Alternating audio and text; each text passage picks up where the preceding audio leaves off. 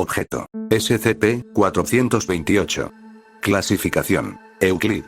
Procedimientos especiales de contención. SCP-428 debe estar contenido en una celda de 5 metros por 5 metros por 5 metros. Las paredes de contención deben ser electrificadas con 30.000 voltios. La entrada a la celda es a través de un corredor con una esclusa y el acceso a SCP-428 está restringido a los investigadores nivel 3 e inferior, escoltados por 2 guardias armados. El personal debe mantenerse a por lo menos 2 metros de distancia de SCP-428 en todo momento. Cuando no se están llevando a cabo pruebas en la celda, 2 guardias armados deben estar en servicio todo el tiempo. Debido a los efectos de SCP-428, todo el personal clase D debe ser examinado para determinar que tenga un coeficiente intelectual bajo y habilidades que no se consideren amenazantes para la seguridad de la Fundación o para posibles intentos de fuga. Ver anexo 428-A. Una vez al mes se debe ofrecer a SCP-428 un clase D destinado a la terminación para mantenerlo satisfecho. Sin embargo, esto resultará en la necesidad de aumentar el espacio de contención o de una solución definitiva para mantener a SCP-428 neutralizado en el futuro.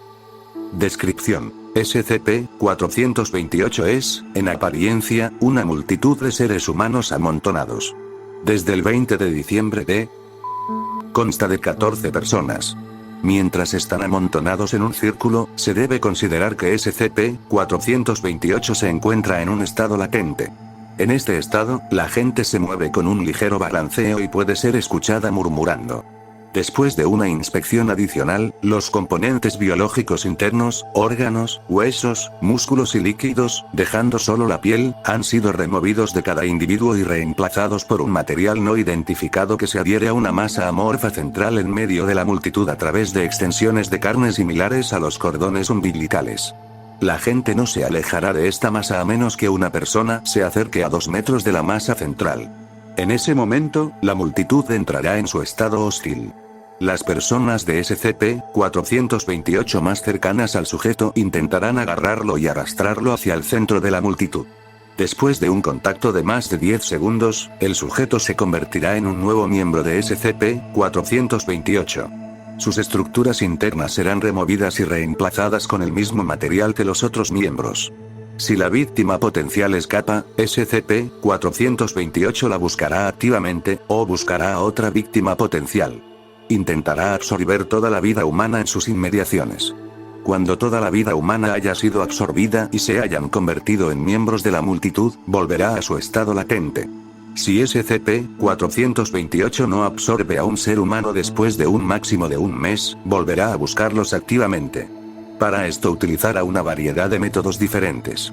Esto incluye el uso de habilidades previamente adquiridas por las personas que ha absorbido. También usará tácticas psicológicas para atraer a la gente a su rango de arrastre. Ver anexo 428-A. Las heridas infligidas a la multitud de SCP-428 se curan a un ritmo acelerado y no obstaculizan su movimiento. Se ha demostrado que SCP-428 es altamente resistente. Por ejemplo, una bala en la pierna de un miembro de la multitud se alojará, pero no afectará el movimiento del individuo, y más allá de la sustancia que se filtra, el agujero se cerrará en pocos días. Sin embargo, las heridas infligidas a la masa central de SCP-428 causarán mucho dolor a la multitud. Esto causará que la multitud se derrumbe en una aparente agonía y SCP-428 se retirará de lo que causó el daño, usando a la multitud para protegerse. Desde entonces, esto se ha utilizado para volver a contener a SCP-428. Si una conexión entre SCP-428 y un miembro de la multitud se corta, comenzará a excretar una sustancia desde dentro a través de todos sus orificios naturales. Actualmente se está estudiando una muestra y los restos han sido incinerados. Nota: SCP-428 tiene una mente colmena. Por lo tanto, no tiene la dificultad de movimiento que se esperaría de una gran multitud. Es capaz de recorrer grandes distancias en un tiempo relativamente corto. Solo está limitado por el miembro más lento de la multitud. SCP-428 parece mantener algunas de las memorias, habilidades y talentos de las personas que absorbe y está dispuesto a utilizar estas habilidades para conseguir más miembros.